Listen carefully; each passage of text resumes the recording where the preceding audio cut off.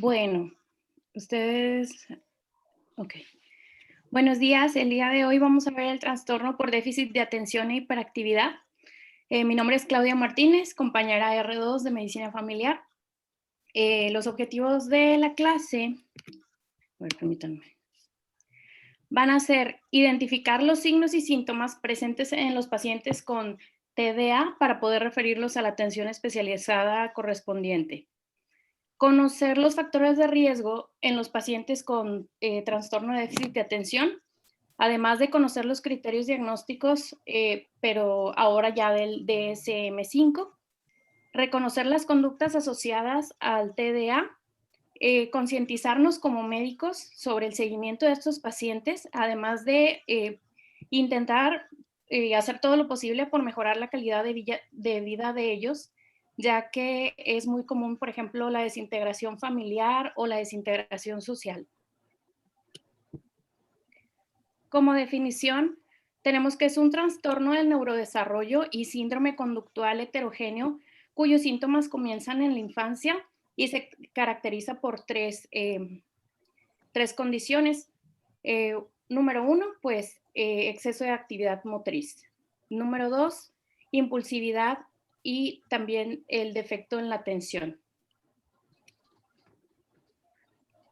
Como cuestión epidemiológica, la Organización Mundial de la Salud refiere que la prevalencia a nivel mundial es del 5%, pero en los niños se estima que afecta a 1.500.000 y pues menores de 14 años.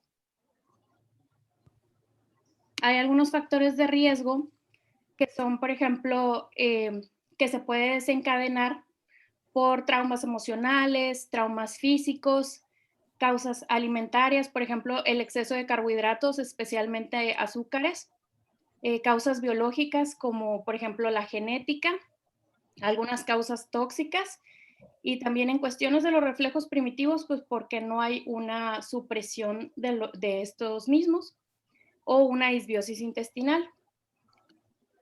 Pero principalmente por la cuestión genética, esa es la más importante, ya que el riesgo de que los padres o que haya algún hermano en la familia y lo transmita al niño, pues es hasta de un 75% y esta incidencia aumenta en gemelos. En cuestión de los factores ambientales, pues el plomo o las toxicomanías que haya traído la mamá en el embarazo, por ejemplo, el consumo de alcohol, tabaco o alguna droga, la prematuridad, son causantes o también puede ser problemas psicosociales, ya que pues está muy relacionado con las familias caóticas o en situación de pobreza. No sé si alguien me puede ayudar a leer el siguiente caso clínico, por favor.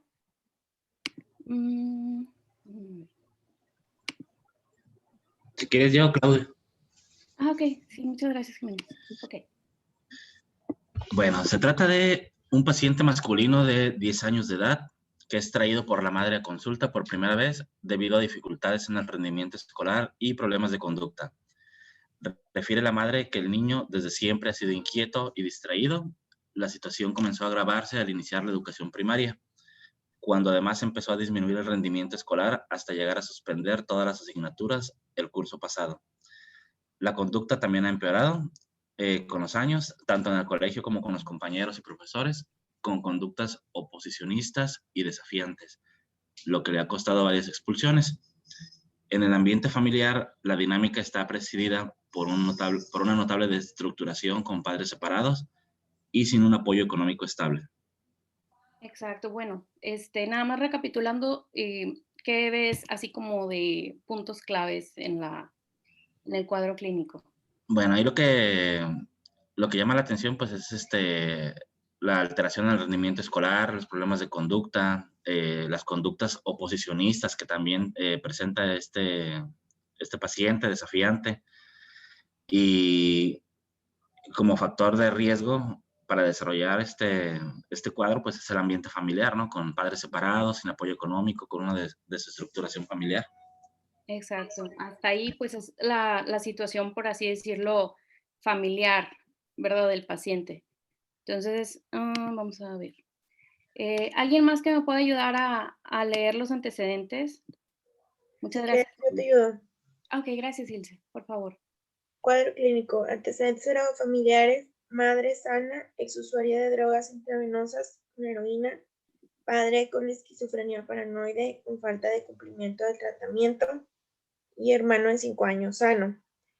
Los antecedentes personales patológicos, bueno, durante el embarazo tuvo un embarazo parcialmente controlado, consumo de drogas psicoactivas por parte de la madre durante los 3 primeros meses de gestación, parto y perinatal normales, sin patología previa de interés, excepto anemia ferropénica.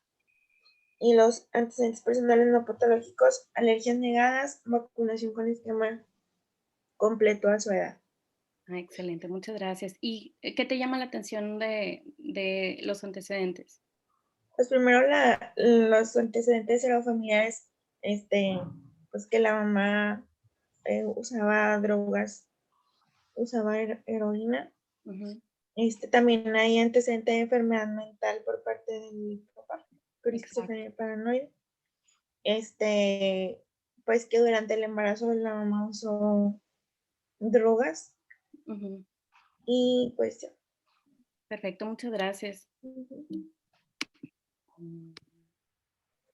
Bueno, ¿alguien más que me pueda leer la exploración física, por favor? Yo, Ok, muchas gracias, Aaron. exploración física y neurológica completas dentro de los parámetros normales. La actitud del paciente en un primer contacto es distante, las quejas que él obtiene de su entorno, que me distraigo mucho, que pierdo cosas, interrumpo a mis compañeros cuando están trabajando y bueno, se encuentra irritable. Socialmente, si bueno, muestra un repertorio de habilidades sociales aparentemente suficiente que le permite iniciar el contacto con los iguales. No es capaz de mantener las relaciones en el tiempo. Excelente. ¿Y qué te llama la atención entonces bueno, más que nada el entorno del paciente? Bueno, usualmente las quejas que recibe, o sea, como lo menciona el texto, o sea, de su entorno, que se distrae, que interrumpe a sus compañeros, quejas que ya si lo llevamos a la práctica, pues sí son los primeros focos rojos que nos muestran, por ejemplo, que una maestra de alguno de estos pacientes se lo dice a las madres y la madre a nosotros como médicos nos lo transmite ese tipo de mensajes, que recibe Excelente. ese tipo de quejas. Ajá. Ok. Y pues bueno, que hay cierta dificultad para mantener las relaciones también con su Ujú. entorno. Muy bien, muchas gracias. Ok. Mm, Bueno, entonces tenemos que el trastorno por déficit de atención e hiperactividad, tenemos, como mencionamos, tres tipos de condiciones principales. Ah, en cuestión de que el niño no presta atención, pues presenta problemas para mantenerse concentrado, con frecuencia parece no escuchar, se distrae con mucha facilidad, suele perder las cosas, ya sea material escolar o a lo mejor sus juguetes, cambia de una actividad a otra con gran facilidad, no termina las tareas escolares o no nada más las escolares, sino que empieza a jugar con algunos niños y de repente empieza a hacer otra cosa por su cuenta. Am, Se mueve en exceso en cuestión de la hiperactividad, mueve sin ninguna finalidad tanto pies y manos, salta, corre en situaciones que no, que no son apropiadas, su nivel de actividad es excesivo, se levanta de su asiento de clase con frecuencia, habla en exceso, tiene dificultades para jugar pues tranquilo en su lugar, puede actuar sin pensar, responde sin pensar antes de haber escuchado, interrumpe las actividades de otras personas, no prevé las consecuencias de sus actos y tiene dificultades para esperar su turno también. Le cuesta respetar las normas y responde bruscamente. En este caso, dentro de la sociedad, pues es un poco más tolerado el no prestar la atención o que el niño sea hiperactivo hasta cierto punto, pero lo que no se va a tolerar eh, es más que nada cuando el niño o la persona pues sea tan impulsivo como para no esperar turnos eh, y siempre quiera adelantarse a las cosas. Bueno, los criterios diagnósticos De acuerdo al DSM-5, los vamos a dividir por letras. En el apartado A, vamos a ver que el niño o el adolescente tiene un patrón persistente que interfiere con la función o el desarrollo del mismo. Número 1, pues con inatención, como ya lo vimos en la diapositiva pasada. Si cumple en el apartado de inatención con 6 o más síntomas, con una persistencia de al menos 6 meses, pues ahí ya tenemos un criterio. O si tenemos hiperactividad e impulsividad, en este caso, pues a diferencia del DSM-4, en el DSM-5, la hiperactividad y la impulsividad se van a contar como una misma condición. Sí, junta, como mencionamos, 6 o más síntomas con una persistencia durante al menos 6 meses, también es positivo. En cuestión de la letra B, pues que se presente esta condición antes de los 12 años de edad. La C es cuando se presenta en 2 o más ambientes, ya sea el hogar, la casa o trabajo, con los amigos o en alguna actividad que la persona esté haciendo. La letra D, pues que existan pruebas claras de que esto va a interferir con la calidad de vida, tanto social, académica o personal del paciente. Y en la letra E, que estos síntomas ya se hayan diferenciado de algún otro tipo de trastorno mental. Y pues como resultado, la presentación combinada es, si se cumple el criterio de inatención e hiperactividad e impulsividad en los últimos 6 meses, pues tenemos una presentación combinada. Si se cumple el criterio de inatención, pero no se cumple el criterio de hiperactividad o impulsividad en los últimos 6 meses, vamos a tener una presentación predominante con falta de atención. Y si tenemos una presentación que cumple el criterio de hiperactividad e impulsividad, pero no cumple el criterio de atención, en los últimos 6 meses, pues vamos a tener la presentación predominantemente hiperactiva o impulsiva. En cuestión de las escalas de evaluación, pues vamos a tener que una de las más utilizadas es el ADHD Rating Scale 4, pero está basado en el DSM-4. Tenemos otra escala que se llama escala de Corners para padres, que esta contiene 93 preguntas, pero una versión más corta, pues existe la CPRS 48. Se van a repartir en 5 factores. Estudian los problemas de conducta y de aprendizaje, las quejas psicosomáticas o la impulsividad, hiperactividad y la ansiedad. En cuestión de la escala de Conners para profesores, este va a constar de 39 preguntas, pero hay una versión más corta de 28 y van a tener 3 factores, que se va a estudiar los problemas de conducta, hiperactividad, desatención y pasividad. En cuestión de las escalas de aprendizaje, pues tenemos pruebas neurológicas como para revisar la capacidad intelectual. Estas son las pruebas comunes. Las escalas, por ejemplo, de inteligencia de Wechsler van a checar la capacidad intelectual y las funciones ejecutivas, pero también hay varias escalas que el neuropediatra va a utilizar en cuestión de perceptivo motor, atención, lenguaje, y tenemos pruebas más específicas que son para lectura, escritura, cálculo. En cuestión de la lectura, pues tenemos la ProLec-R, que es en los primeros años de la primaria, se efectúa. La segunda es ProLec-SE, que va del 5º año de primaria y secundaria. La escritura ProESC, evaluación de los procesos de escritura, y el cálculo, pues tenemos varias, la PMA, TEA o tema 3, por ejemplo. No sé si tengan alguna duda hasta ahorita. Ustedes cuando realizan este tipo de abordaje tienen la facilidad, o lo van a ver también en el área de pediatría, pero ustedes también tienen la facilidad de hacer la evaluación, porque a veces la mayoría de los niños vienen referidos por parte de la escuela. También la maestra me dijo que lo trajera porque sospecha que tiene déficit de atención. Así se los digo. Pero también puede ser que haya mamás, ahorita más, que estamos en área de contingencia y que las clases están en casa y que las mamás tienen un poquito más de contacto en relación a ver la convivencia que tienen con sus compañeros, digo, vía virtual, pero finalmente tienen que estar más atentas a que esté prestando atención, a que esté obedeciendo, a que esté siguiendo indicaciones. Entonces, muy seguramente, la consulta que viene es referida directamente de la mamá, no de la maestra, ¿verdad? Aquí ustedes tienen la capacidad o pueden utilizar ese tipo de escalas como las que nos mencionaba Claudia, la de Conner sobre todo. Mandamos una escala de aplicación para los profesores y mandamos una escala de aplicación para los papás y nosotros aplicamos nuestra escala.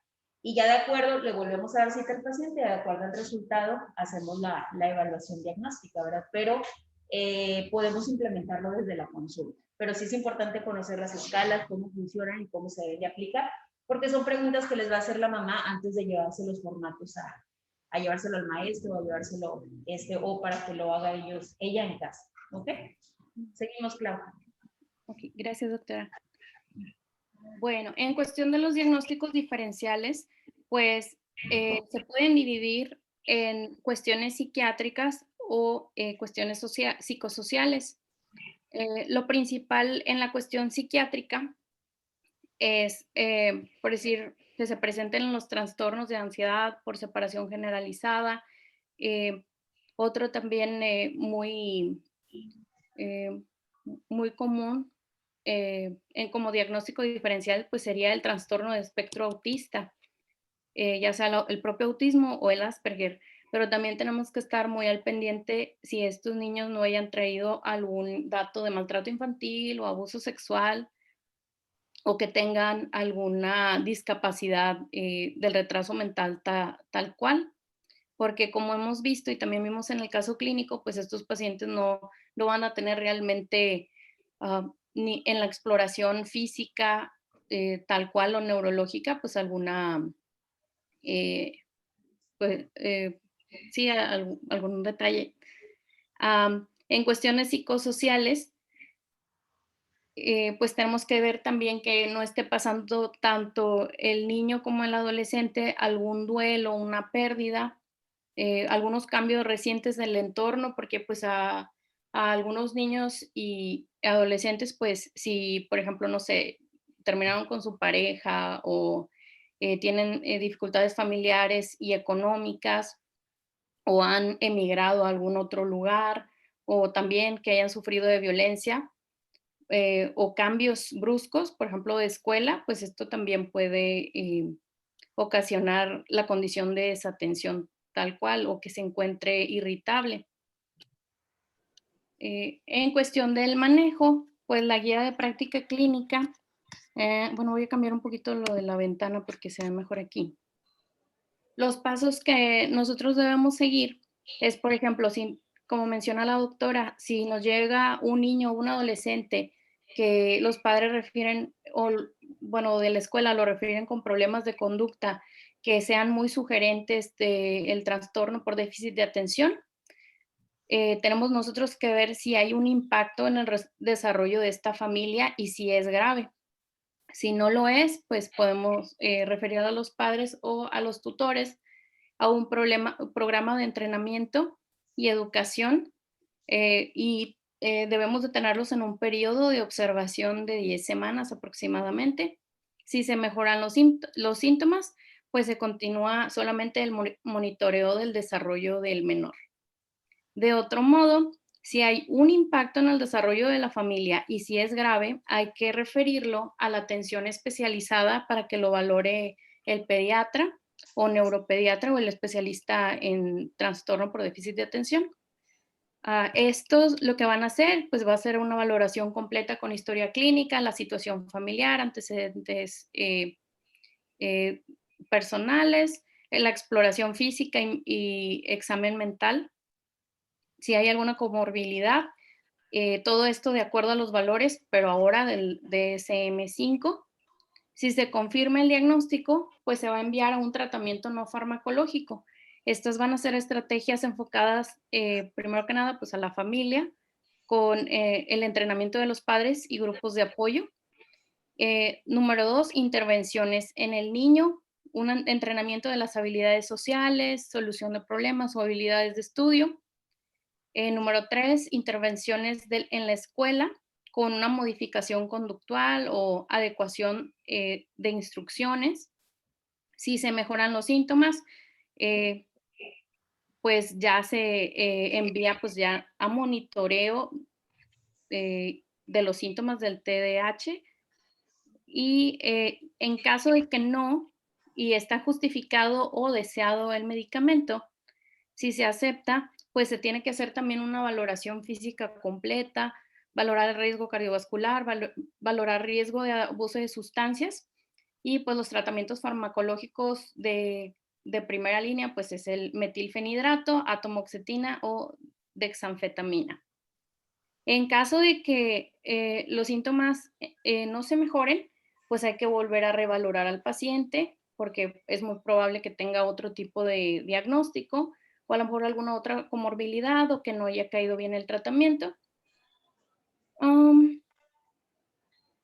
Y también se debe observar la dieta porque como mencioné al principio, muchas veces los azúcares también son como desencadenantes y pues si el niño ya trae la condición y se desencadena también por el azúcar, pues se refleja. Ok. Bueno, aquí ya nada más para recapitular lo del tratamiento farmacológico.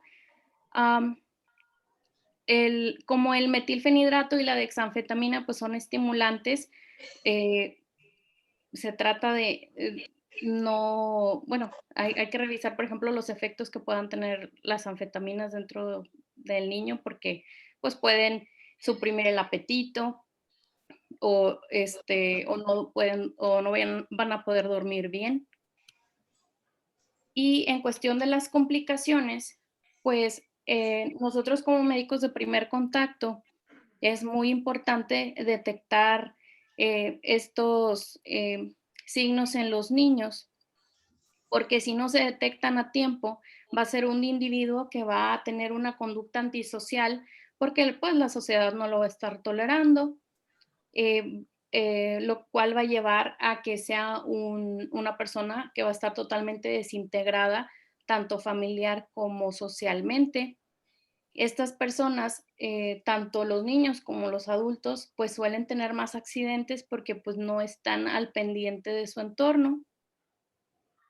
También son propensas al abuso de sustancias, pues más que nada por la impulsividad, además de conductas sexuales de riesgo, estadios de violencia, porque pues no son personas que puedan esperar su turno o no toleren a los demás. Así que pues sí tenemos que estar muy al pendiente como médicos de primer contacto de ver este tipo de situaciones. O sea, es como una bola de nieve prácticamente. Y pues de mi parte sería todo, doctora. No sé si tenga algún comentario más. Estas de complicaciones, Claudia, por favor. Ajá. Gracias. Esta diapositiva es bien importante, posterior a hacer un diagnóstico y un manejo oportuno. ¿Cuál es la importancia a nivel familiar de esta patología, en el manejo de esta patología? Un R3 que me diga de los que están en línea, para que todos los escuchen.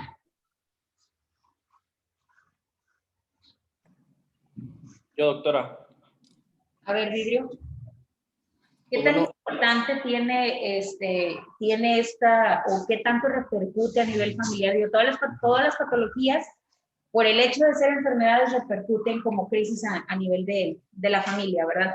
Pero esta en particular, ¿cuál es la importancia que viene dado, digo, enfocándonos aquí al punto de complicaciones?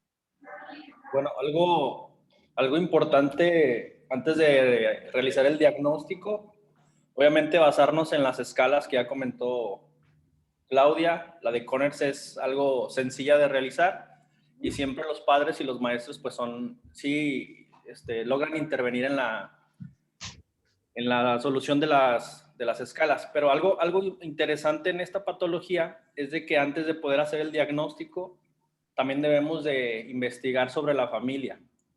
Investigar sobre, hay muchos casos que los niños, más allá de tener TDAH, lo que tienen es falta de límites. O sea, no tienen respeto sobre los adultos, no tienen respeto por los maestros, por los padres, pero porque tampoco en la familia se les ha inculcado eso. O sea, no tienen esas enseñanzas. Entonces, lo que se tiene que tratar también, pues, es a veces a los padres. Los padres son los que necesitan, en este caso, el apoyo, la psicoterapia. Y en ocasiones los padres, pues, al tener ese tipo de apoyo, pues también mejora mucho la conducta de los hijos, porque a veces no es que no saben cómo inculcar esos valores en los niños. Entonces muchas veces hay diagnósticos que no son precisos porque se hacen solamente con las escalas, se hacen solamente porque pensamos que puede tener eso el niño, sin embargo, pues lo que le falta es pues mejorar su conducta nada más. Y cuando se hace un diagnóstico, pues va a repercutir en la familia porque pues puede haber problemas familiares, tanto de los padres, pues es difícil aceptar un diagnóstico de un hijo. Entonces, lo que sucede en muchas ocasiones, pues es problemas entre la pareja, echarse culpas de que quién pudo haber sido el responsable, de que si tú en tu familia hay personas así, en la tuya. Entonces, pues sí hay algo que hay que hacer el diagnóstico, pues siempre apoyándonos en cosas muy objetivas, no hacerlo de manera subjetiva, para no crear ese tipo de conflictos. Así es, muy buena aportación, Vidrio, excelente. Aquí algo importante que toca Vidrio dentro de la valoración o del manejo integral de este diagnóstico, que es difícil, es difícil porque el simple hecho de hacer un diagnóstico en pediatría, donde a veces las respuestas pueden ser más subjetivas que objetivas por el hecho de que el niño no nos puede a veces comunicar o no logra comunicar la información que nosotros requerimos para poder hacer el diagnóstico, nos puede llevar a este tipo de confusiones. Entonces, tenemos nosotros esta aportación extra que podemos, además de hacer obviamente las escalas de evaluación y de diagnósticas de la enfermedad, hacer una evaluación o una valoración a nivel familiar, porque luego andamos diagnosticando, ahora pues se vino el boom de las trastornos de déficit de atención, todos los niños tienen trastorno de déficit de atención, todos. ¿Por qué? Porque se han estado haciendo, no es que haya más trastorno de atención, sino que se han estado haciendo ya, o se volteó la lámpara y el reflector hacia el trastorno y todo el mundo quiere diagnosticarlo, ¿verdad? Sin embargo, alrededor de esa conducta del niño, ese cambio repentino de conducta, puede haber muchos factores que estén influyendo. Su perfil biopsicosocial, que es algo que nosotros podemos o tenemos la capacidad de valorar, tenemos la competencia de valorar, ¿ok? Es bien común dentro de la consulta, estos niños, tenemos metilfenidato aquí, R3, es medicamento de transcripción, así es. Entonces viene la mamá y les dice, llega el asistente y les dice, doctor, es un paciente de receta. Ah, bueno, metilfenidato, todo bien. ¿No viene el niño? No. Acude familiar, todo bien. Tenga su receta.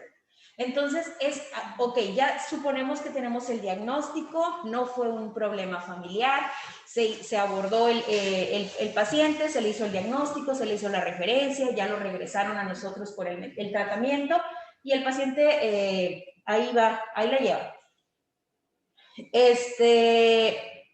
Pero recuerden esta diapositiva, que no se les olvide, todas las complicaciones que puede traer un trastorno de déficit de atención e hiperactividad a nivel del entorno familiar. El entorno familiar puede crear un aparente trastorno de atención, pero es asociado a lo que ya nos platicaba Vidrio. Pero ahora, si sí es el diagnóstico, también crea un conflicto a nivel familiar. Y no solamente de violencia por parte del quien tiene el diagnóstico, sino el hecho de tener, ustedes mismos han tenido pacientes o niños en la consulta, quienes ya les ha tocado consultar previamente. Bien. Bueno. Dígame.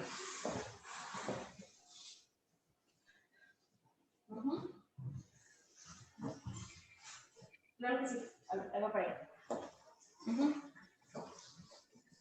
No voy a voltear, tú ya sabes quién eres, ¿verdad? Gracias. Ok, les decía, no solamente la violencia, por ejemplo, en el punto de violencia, no por parte del paciente, sí, o sea, sí tiene algo, de lo que Claudia nos platicaba, son un poquito menos tolerantes en cuestión, por ejemplo, de esperar, de hacer turno, y aquí todo, para todos los trámites es esperar y hacer turno y hacer fila. Entonces, pero más que esto es, les digo, les ha tocado en la consulta, están consultando y está un niño aquí, acá, se sube arriba de ustedes, agarra sus cosas, les abre el cajón, ¿cómo se sienten cuando tienen esta situación en la consulta? R3. Que ya se sabe, por favor, que ya se sabe. Imagínense, dime, Eduardo. En el servicio social, pues, también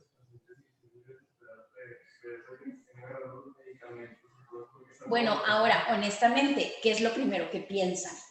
O cuando lo platican con otro colega, ¿qué es lo que dicen?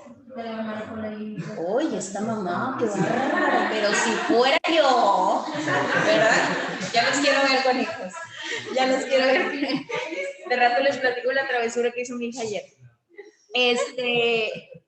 Entonces, imagínense esa misma situación 24 horas por 7.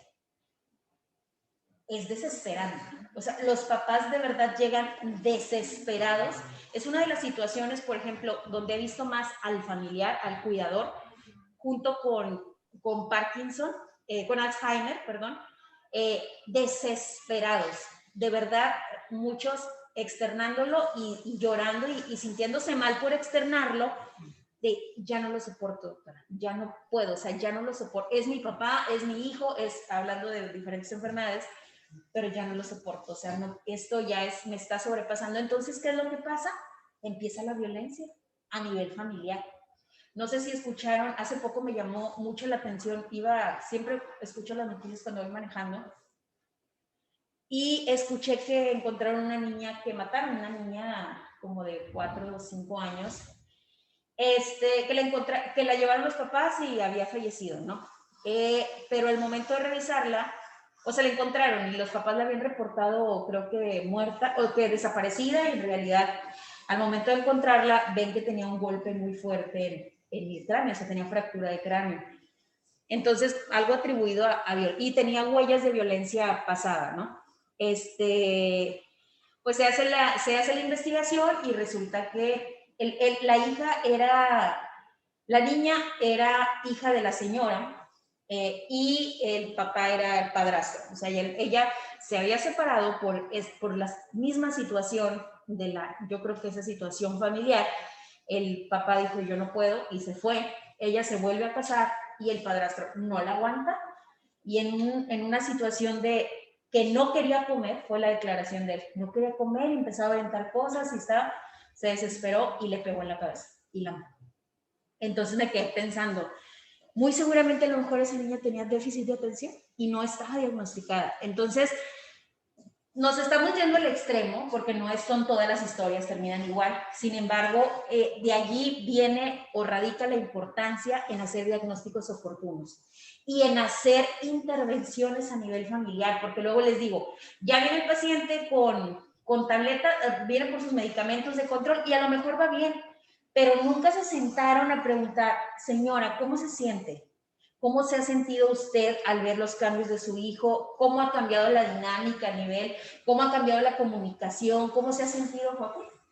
No, nada más quería agregar que, aparte de lo que dijo, como ya nos había dicho la compañera, hay un factor genético. Entonces, si el niño tiene déficit de atención, hay una gran probabilidad de que al menos uno de los padres la tenga también, es lo que aumenta las probabilidades de que de estas complicaciones. se van a registrar mucho más rápido. Así es. Y como ahorita el ajá, tratamiento a todos, porque si el niño lo tiene y puedes detectarlo también en el padre, también le puedes ayudar a papá para que así es. no Sí, este abordaje va encaminado precisamente a esto, a hacer diagnósticos oportunos y también hacer intervenciones adecuadas. Entonces, no los quiero ver en la consulta, puras amenazas, yo lo sé. No los quiero ver en la consulta dando recetas, metilfenidato, tenga, que le vaya muy bien. Hagan intervenciones, aprovechen. Esa consulta es una consulta muy rápida porque es un niño sano, es un niño que generalmente cuando ustedes lo ven, si ya se topan con esa situación que es un paciente que viene por receta, si ven muchas notas de viene por receta, muy seguramente ese paciente está controlado, está tranquilo, le está yendo bien, está respondiendo al tratamiento. Entonces, aborden la parte de la familia y revisen. Tienen ahí sus 15 minutos casi completitos para hacer un abordaje familiar y hacer intervenciones. Luego se van a encontrar con muchas sorpresas,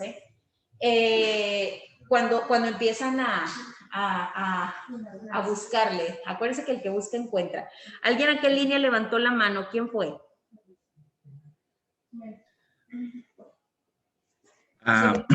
Yo otra. Ok. A ver, dinos, Jiménez, platícanos. Bueno, nada más complementando un poco lo de la cuestión genética que han mencionado varias veces. Ajá.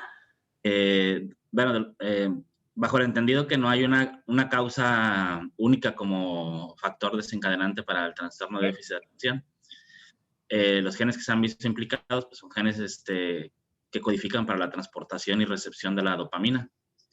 Y en cuestión de lo que mencionaban hace rato, de que los padres pudieran tener trastorno de déficit de atención, de hecho hay estudios donde habla de padres con trastorno de déficit de atención, se incrementa la probabilidad hasta, del 60 al 90% de que los hijos tengan ese trastorno. Y ya, era todo para complementar. Muy bien, muchísimas gracias, Jiménez. Y bueno, pues igual les decía, dentro de las complicaciones que veíamos también hay complicaciones, todas son prevenibles, pero por ejemplo, específicamente en accidentes, que a veces lo vemos en la cartilla, vemos que son temas que a lo mejor pensamos que tienen que ser dados por, no sé, trabajo social, y no, nosotros podemos abordar ese tipo de temas. ¿Cómo le ha hecho? ¿Ha tenido accidentes en niño? Es muy, si ustedes notan sobre todo una personalidad, por ejemplo, impulsiva, ver qué acciones están implementando en casa para evitar ese tipo de accidentes. Por ejemplo, hablamos de las intoxicaciones, ¿dónde están guardando los objetos que son tóxicos, por ejemplo, para en caso de que lo ingiera? Los punzocortantes, cómo los acomoda, dónde los pone y demás. Entonces, todas esas intervenciones van enfocadas a la prevención, ¿ok? Ya no tanto de la enfermedad, sino de las complicaciones que se pueden venir por esta propia patología. Desintegración familiar, implementar estrategias dentro de la familia para, nuestro propósito es la aceptación. Acuérdense que el niño a lo mejor va a estar viviendo su duelo a su manera, sin embargo la pareja, individuales van a estar viviendo su duelo y en pareja también van a estar viviendo su duelo. Y es difícil, es muy difícil es manejar esta situación a nivel familiar, en cuestión de pareja. Entonces, se da mucho la desintegración familiar posterior a esta patología. Primero porque no está diagnosticada y vienen las culpas de, es que tú lo chiflas, es que tú, y es que mira, lo tienes, y mira, y bla, bla, bla, y el niño no sabe nada.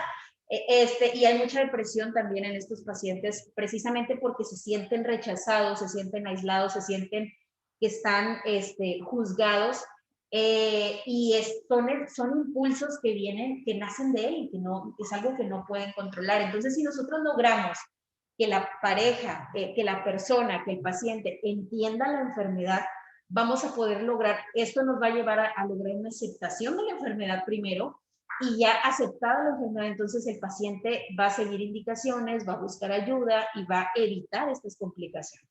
Es parte de nuestro trabajo de médicos familiares, entonces no se queden solamente con el transcribir una receta y mandarla a psiquiatría al año para que le renueven su transcripción. Esto va mucho más allá y hay muchas cosas que podemos prevenir en esta patología que a veces está tan poco o tan mal manejada por medio de primer nivel. ¿ok? No solamente vamos a hacer el diagnóstico, vamos a enfocarnos más allá en este tipo de familias a las que les podemos ayudar o va a impactar mucho el que hacer de nosotros como médicos familiares, ¿ok? Claudia, te felicito, muy buena presentación. No sé si alguien que esté en línea quiere aportar algo más. Muy bien, bueno, pues vamos a terminar la sesión y ahorita se quedan R2 y R3, se conectan a Medicina del Trabajo. Ahorita a las 9, ¿ok? Ok, gracias. Bye, bonito día para todos. Doctora, bonito día.